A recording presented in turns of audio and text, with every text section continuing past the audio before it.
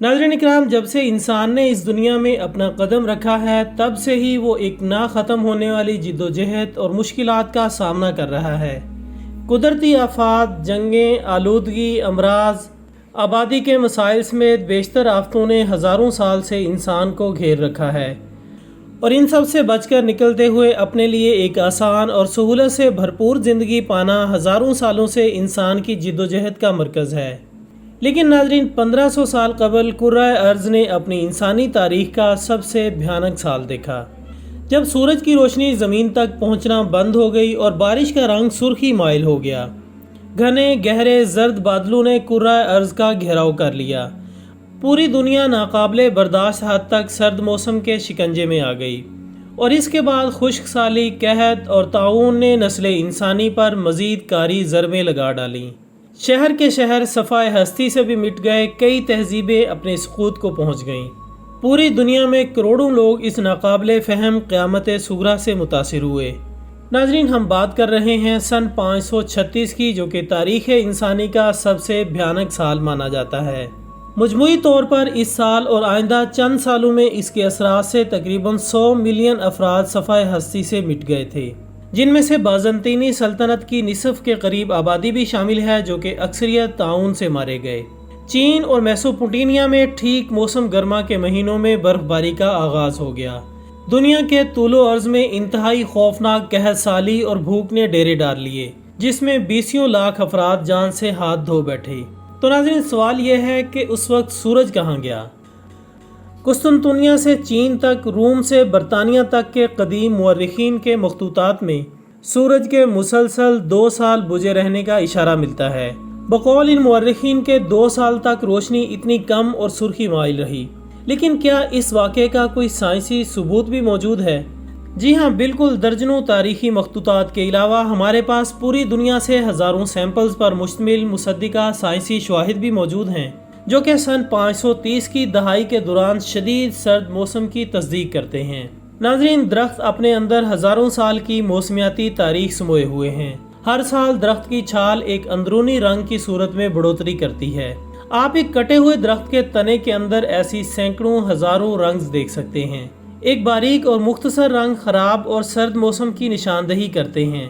Belfast کی Queens land university کے ماہر شجریات پروفیسر مائک بیلے نے اپنی 30 سالہ تحقیقات میں دنیا کے کئی خطوں اور ممالک سے پرانے بوڑھے درختوں کی چھال تنوں کے ہزاروں سیمپلز کا تفصیلی تجزیہ کرنے کے بعد یہ نتیجہ اخذ کیا کہ سن 530 کی دہائی میں پوری دنیا میں درختوں کی بڑھوتری انتہائی کم اور محدود تھی، اور ان کی چھال سے بننے والی رنگر بے حد باریک اور چھوٹی تھی۔ اکثر کو تو عام آنکھ سے دیکھ پانا بھی مشکل تھا، لہٰذا تجزیے کے لیے ان کی تصاویر لے کر انہیں انلارج کرنا پڑا۔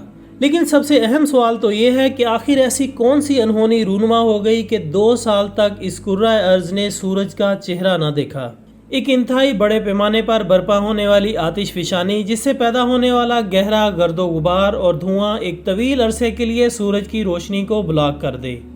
نمبر 2، یا کسی بڑے شہاب ثاقب کے زمین سے ٹکرانے کا واقعہ۔ لیکن ناظرین، سن 536 میں شہاب ثاقب یا پھر آتش فشانی کے سانحے کا 1500 سال کے بعد سراغ کیسے لگایا جائے؟ خوش قسمتی سے سائنس کے پاس اس کا حل بھی موجود ہے۔ جیسا کہ ماہرین کہتے ہیں کہ درختوں کی بڑھوتری کے دوران ان کے تنوں میں ایک رنگ کا اضافہ ہوتا ہے۔ اسی طرح مکمل برفانی علاقوں میں ہر سال یعنی ہر سیزن میں گرنے والی برف بھی تہ در تہ ایک دوسرے کے اوپر جمتی رہتی ہے۔ اگر ہم سن 530 کی دہائی میں گر کر جم چکی برف کو انٹارکٹیکا یا گرین لینڈ جیسے علاقوں سے کھود نکالیں تو اس برف کی کیمیکل پراپرٹیز کا تجزیہ کر کے آتش فشانی یا شہاب ثاقب کا سراغ لگایا جا سکتا ہے۔ ناظرین، انٹارکٹیکا اور گرین لینڈ میں گزشتہ کئی سالوں سے سائنسدانوں کی ایک ٹیم پہلے سے ہی ہزاروں میٹر گہری برف کو کھود کر مختلف وقتوں میں اس کی کیمسٹری پر ریسرچ کرنے میں مصروف ہے۔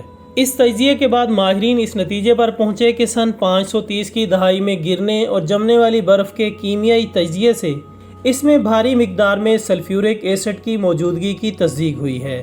گویا دوستو، یہ قیامت صغریٰ دراصل بڑے پیمانے پر آتش فشانی کا نتیجہ ہے۔ اب آخر میں یہ سوال پیدا ہوتا ہے کہ آخر وہ ایسا کون سا پہاڑ ہو سکتا ہے جس پر یہ آتش فشانی کا ایسا واقعہ ہوا تھا؟